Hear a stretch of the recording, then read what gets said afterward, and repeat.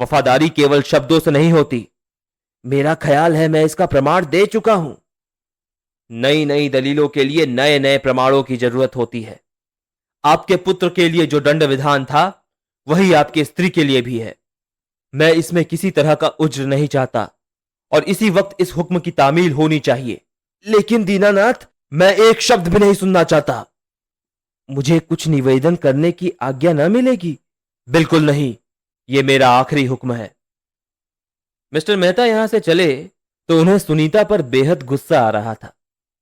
इन सभी को न जाने क्या सनक सवार हो गई है। जयकृष्ण तो खैर बालक है, बेसमझ है। इस बुढ़िया को क्या सूझी? न जाने रानी साहब से जाकर क्या कह आई। किसी को मुझसे हमदर्दी नहीं, सब अपनी अपनी धुन में मस्त हैं।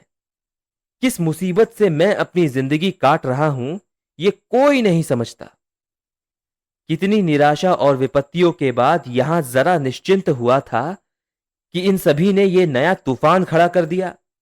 न्याय और सत्य का ठेका क्या हम ही ने लिया है? यहां भी वही हो रहा है जो सारी दुनिया में हो रहा है। कोई नई बात नहीं है। संसार में दुर्बल और दरिद्र होना पाप है। इसकी सजा से कोई नहीं बच सकता। बाज कबूतर पर भी कोई कभी दया करता है?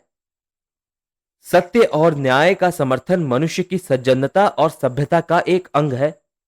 लेकिन जिस तरह और सभी प्राणी केवल मुख से इसका समर्थन करते हैं, क्या उसी तरह हम भी नहीं कर सकते? और जिन लोगों का पक्ष लिया जाए, वे भी तो कुछ इसका महत्व समझे। आज राजा साहब इन्हीं बेगारों से जरा हंसकर बातें करें तो वे अपने सारे दुखड़े भूल जाएंगे और उल्टे हमारे ही शत्रु बन जाएंगे।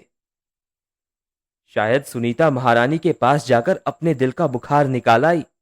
गधी, ये नहीं समझती कि दुनिया में किसी तरह मान मर्यादा का निर्वाह करते हुए जिंदगी काट लेनी चाहिए। यही हमारा धर्म है। अगर भाग्य में यश और कीर्ति बदी होती तो इस तरह दूसरों की गुलामी क्यों करता? लेकिन समस्या यह है कि इसे भेजूं कहां? मैके में कोई है नहीं, मेरे घर में कोई है नहीं। उह, अब मैं इस चिंता में कहां तक मरूं? जहां जी चाहे जाए, जैसा किया वैसा भोगे। वो इसी क्षोभ और ग्लानि की दशा में घर आए और सुनीता से बोले, आखिर तुम्हें भी वही पागलपन सूझा जो उस लौंडे को सूझा था। मैं कहता हूं, आखिर तुम्हें कभी समझ आएगी या नहीं? क्या सारे संसार के सुधार का बीड़ा हम ही ने उठाया है? कौन राजा ऐसा है जो अपनी प्रजा पर जुल्म नहीं करता, उनके सत्वों का अपहरण नहीं करता? राजा ही क्यों, हम तुम सभी तो दूसरों पर अन्याय ही कर रहे हैं। तुम्हें क्या हक है कि तुम दर्जन खिदमतकार रखो और उन्हें जरा जरा सी बात पर सजा दो? न्याय और सत्य निरर्थक शब्द हैं, जिनकी उपयोगिता इसके सिवा और कुछ नहीं कि बुद्धुओं की गर्दन मारी जाए और समझदारों की वाह वाह हो। तुम और तुम्हारा लड़का उन्हीं बुद्धुओं में है और इसका दंड तुम्हें ही भोगना पड़ेगा। महाराज का हुक्म है कि तुम 3 घंटे के अंदर रियासत से निकल जाओ, नहीं तो पुलिस आकर तुम्हें निकाल देगी। मैंने तो तय कर लिया है कि राजा साहब की इच्छा के विरुद्ध एक शब्द भी मुंह से ना निकालूंगा। न्याय का पक्ष लेकर देख लिया, हैरानी और अपमान के सिवाय और कुछ हाथ ना आया। जिनकी हिमायत की थी वे आज भी उसी दशा में हैं, बल्कि उससे भी और बदतर। मैं साफ कहता हूं कि मैं तुम्हारी उद्दंडताओं का तावान देने के लिए तैयार नहीं। मैं गुप्त रूप से तुम्हारी सहायता करता रहूंगा, इसके सिवा और कुछ नहीं कर सकता। सुनीता ने गर्व के साथ कहा, मुझे तुम्हारी सहायता की जरूरत नहीं। कहीं भेद खुल जाए तो दीन बंधु तुम्हारे ऊपर कोप का वज्र गिरा दे। तुम्हें अपना पद और सम्मान प्यारा है, उसका आनंद से उपभोग करो। मेरा लड़का और कुछ न करेगा तो पांव भर आटा तो कमा लाएगा। मैं भी देखूंगी कि तुम्हारी स्वामी भक्ति कब तक निभती है और कब तक तुम अपनी आत्मा की हत्या करते हो। मेहता ने तिलमिलाकर कहा, क्या तुम चाहती हो कि फिर उसी तरह चारों तरफ ठोकरें खाता फिरूं? सुनीता ने घाव पर नमक छिड़क कर कहा, नहीं, कदापि नहीं। अब तक तो मैं समझती थी कि तुम्हें ठोकरें खाने में मजा आता है, तथा पद और अधिकार से भी मूल्यवान कोई वस्तु तुम्हारे पास है जिसकी रक्षा के लिए तुम ठोकरें खाना अच्छा समझते हो। अब मालूम हुआ तुम्हें अपना पद अपनी आत्मा से भी प्रिय है, फिर क्यों ठोकरें खाओ? मगर कभी कभी अपना कुशल समाचार तो भेजते रहोगे या राजा साहब की आज्ञा लेनी पड़ेगी? राजा साहब इतने न्याय शून्य हैं कि मेरे पत्र व्यवहार में रोक टोक करें? अच्छा, राजा साहब में इतनी आदमियत है? मुझे तो विश्वास नहीं आता। तुम अब भी अपनी गलती पर लज्जित नहीं हो? मैंने कोई गलती नहीं की। मैं तो ईश्वर से चाहती हूं कि जो मैंने आज किया वो बार बार करने का मुझे अवसर मिले। मेहता ने अरुचि के साथ कहा, तुमने कहां जाने का इरादा किया है? जहन्नम में। गलती आप करती हो और गुस्सा मुझ पर उतारती हो। मैं तुम्हें इतना निर्लज न समझती थी। मैं भी इसी शब्द का उपयोग तुम्हारे लिए कर सकता हूं, केवल मुख से, मन से नहीं। मिस्टर मेहता लज्जित हो गए। जब सुनीता के विदाई का समय आया तो स्त्री पुरुष दोनों खूब रोए और एक तरह से सुनीता ने अपनी भूल स्वीकार कर ली। वास्तव में इन बेगारी के दिनों में मेहता ने जो कुछ किया वही उचित था। बेचारे कहां मारे मारे फिरते। पॉलिटिकल एजेंट साहब पधारे और कई दिनों तक खूब दावतें खाईं और खूब शिकार खेला। राजा साहब ने उनकी तारीफ की, उन्होंने राजा साहब की तारीफ की। राजा साहब ने उन्हें अपनी लॉयल्टी का विश्वास दिलाया। उन्होंने सतिया राज्य को आदर्श कहा और राजा साहब को न्याय और सेवा का अवतार स्वीकार किया और 3 दिन में रियासत को कोई 2.5 लाख की चपत देकर विदा हो गए। मिस्टर मेहता का दिमाग आसमान पर था। सभी उनकी कारगुजारी की प्रशंसा कर रहे थे। एजेंट साहब तो उनकी दक्षता पर मुग्ध हो गए थे। उन्हें राय साहब की उपाधि मिली और उनके अधिकारों में भी वृद्धि हुई। उन्होंने अपनी आत्मा को उठाकर ताक पर रख दिया था। उनकी ये साधना कि महाराज और एजेंट दोनों उनसे प्रसन्न रहे संपूर्ण रीति से पूरी हो गई। रियासत में ऐसा स्वामी भक्त दूसरा न था। राजा साहब अब कम से कम 3 साल के लिए निश्चिंत थे। एजेंट खुश है तो फिर किसका भय? कामुकता, लंपटता और भांति भांति के दुर्व्यसनों की लहर प्रचंड हो उठी।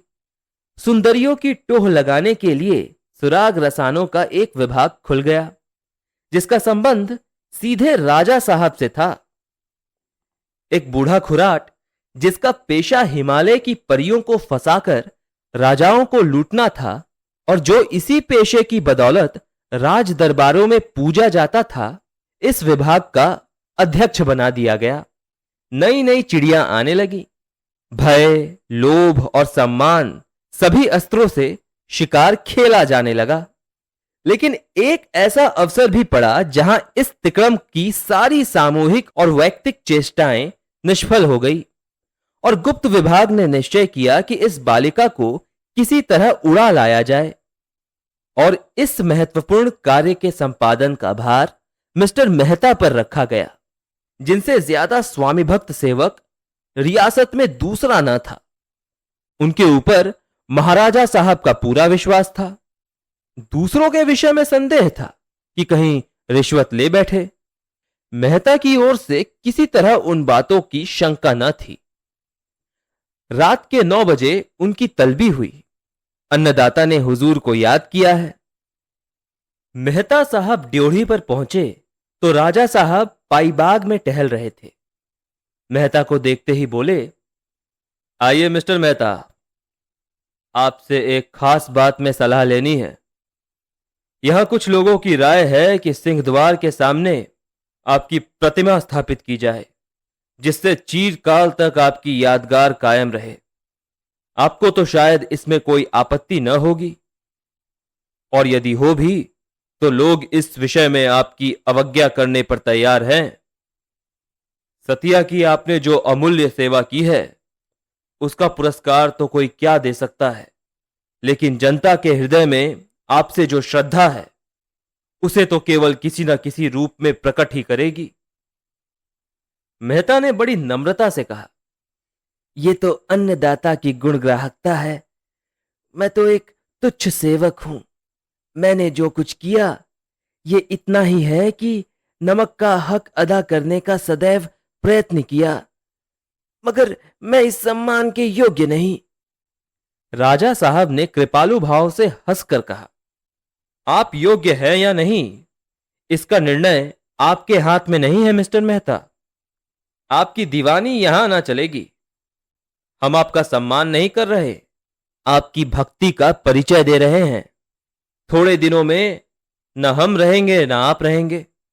उस वक्त भी ये प्रतिमा अपनी मूक वाणी से कहती रहेगी कि पिछले लोग अपने उद्धारकों का आदर करना जानते थे। मैंने लोगों से कह दिया है कि चंदा जमा करे। एजेंट ने अब की जो पत्र लिखा है उसमें आपको खास तौर से सलाम किया है। मेहता ने जमीन में गड़ कर कहा, उनकी उदारता है। मैं तो जैसे आपका सेवक हूं वैसे ही उनका भी सेवक हूं। राजा साहब कई मिनट तक फूलों की बहार देखते रहे, फिर इस तरह बोले मानो कोई भूली हुई बात याद आ गई हो। तहसील खास में एक गांव लगनपुर है, आप कभी वहां गए हैं? हाँ अन्नदाता, एक बार गया हूं। वहां एक धनी साहूकार है, उसी के दीवान खाने में ठहरा था। अच्छा आदमी है। हाँ, ऊपर से तो अच्छा आदमी है, लेकिन अंदर से पक्का पिशाच। आपको शायद मालूम ना हो, इधर कुछ दिनों से महारानी का स्वास्थ्य बहुत बिगड़ गया है और मैं सोच रहा हूं कि उन्हें सैनिटोरियम भेज दूं। वहां सब तरह की चिंताओं एवं झंझटों से वो मुक्त होकर आराम से रह सकेंगी।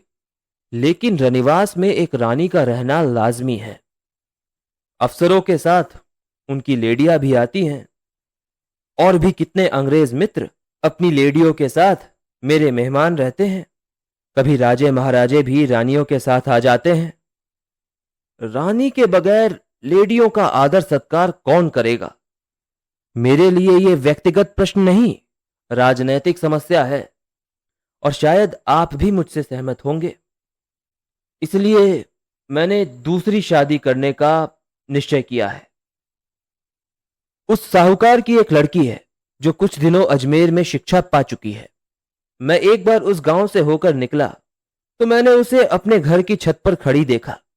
मेरे मन में तुरंत भावना उठी कि अगर ये रमणी रनिवास में आ जाए तो रनिवास की शोभा बढ़ जाए। मैंने महारानी की अनुमति लेकर साहूकार के पास संदेश भेजा, किंतु मेरे द्रोहियों ने उसे कुछ ऐसी पट्टी पढ़ा दी कि उसने मेरा संदेशा स्वीकार न किया। कहता है कन्या का विवाह हो चुका है। मैंने कहला भेजा, इसमें कोई हानि नहीं, मैं तावान देने को तैयार हूं, लेकिन वो दुष्ट बराबर इनकार किए जाता है। आप जानते हैं प्रेम असाध्य रोग है। आपको भी शायद इसका कुछ न कुछ अनुभव हो। बस ये समझ लीजिए कि जीवन निरानंद हो रहा है। नींद और आराम हराम है। भोजन से अरुचि हो गई है। अगर कुछ दिन यही हाल रहा तो समझ लीजिए कि मेरी जान पर बनाएगी। सोते जागते वही मूर्ति आंखों के सामने नाचती रहती है। मन को समझाकर हार गया और अब विवश होकर मैंने कूटनीति से काम लेने का निश्चय किया है। प्रेम और समर में सब कुछ क्षम्य है। मैं चाहता हूं आप थोड़े से मातबर आदमियों को लेकर जाएं और उस रमणी को किसी तरह लेकर आए। खुशी से आए तो खुशी से, बल से आए तो बल से, इसकी चिंता नहीं। मैं अपने राज्य का मालिक हूं। इसमें जिस वस्तु पर मेरी इच्छा हो उस पर किसी दूसरे व्यक्ति का नैतिक या सामाजिक तत्व नहीं हो सकता। यह समझ लीजिए कि आप ही मेरे प्राणों की रक्षा कर सकते हैं। कोई दूसरा ऐसा आदमी नहीं जो इस काम को इतने सुचारू रूप से पूरा करके दिखाए। आपने राज्य की बड़ी बड़ी सेवाएं की हैं। यह उस यज्ञ की पूर्णाहुति होगी और आप जन्म जन्मांतर तक राजवंश के इष्टदेव समझे जाएंगे। मिस्टर मेहता का मरा हुआ आत्मगौरव एकाएक सचेत हो गया। जो रक्त चीरकाल से प्रवाह शून्य हो गया था उसमें सहसा उद्रेक हो उठा। त्योरियां चढ़ाकर बोले, आप चाहते हैं मैं उसे किडनैप करूं? राजा साहब ने उनके तेवर देखते हुए आग पर पानी डालते हुए कहा, कदापि नहीं मिस्टर मेहता। आप मेरे साथ घोर अन्याय कर रहे हैं। मैं आपको अपना प्रतिनिधि बनाकर भेज रहा हूं। कार्य सिद्धि के लिए आप जिस नीति से चाहें काम ले सकते हैं। आपको पूरा अधिकार है। मिस्टर मेहता ने और भी उत्तेजित होकर कहा, मुझसे ऐसा पाजीपन नहीं हो सकता। राजा साहब की आंखों से चिंगारियां निकलने लगी। अपने स्वामी की आज्ञा का पालन करना पाजीपन है? जो आज्ञा नीति और धर्म के विरुद्ध हो उसका पालन करना बेशक पाजीपन है। किसी स्त्री से विवाह का प्रस्ताव नीति और धर्म के विरुद्ध है? आप इसे विवाह कहकर विवाह शब्द को कलंकित कर रहे हैं। यह विवाह नहीं, बलात्कार है। आप अपने होश में हैं? खूब अच्छी तरह से। मैं आपको धूल में मिला सकता हूं तो आपकी गद्दी भी सलामत न रहेगी। मेरी नेकियों का यह बदला है नमक हराम। आप अब शिष्टता की सीमा से आगे बढ़ रहे हैं राजा साहब। मैंने अब तक अपनी आत्मा की हत्या की है और आपके हर एक जा और बेजा हुक्म की तामील की है, लेकिन आत्मसेवा की भी एक हद होती है जिसके आगे कोई भला आदमी नहीं जी सकता। आपका यह कृत्य जघन्य है और इसमें जो व्यक्ति आपका सहायक हो वो इसी योग्य है कि उसकी गर्दन काट ली जाए। मैं ऐसी नौकरी पर लानत भेजता हूं। यह कहकर वो घर आए और रातों रात बोरिया बक्चा समेटकर रियासत से निकल गए। मगर इसके पहले सारा वृतांत लिखकर एजेंट के पास भेज दिया।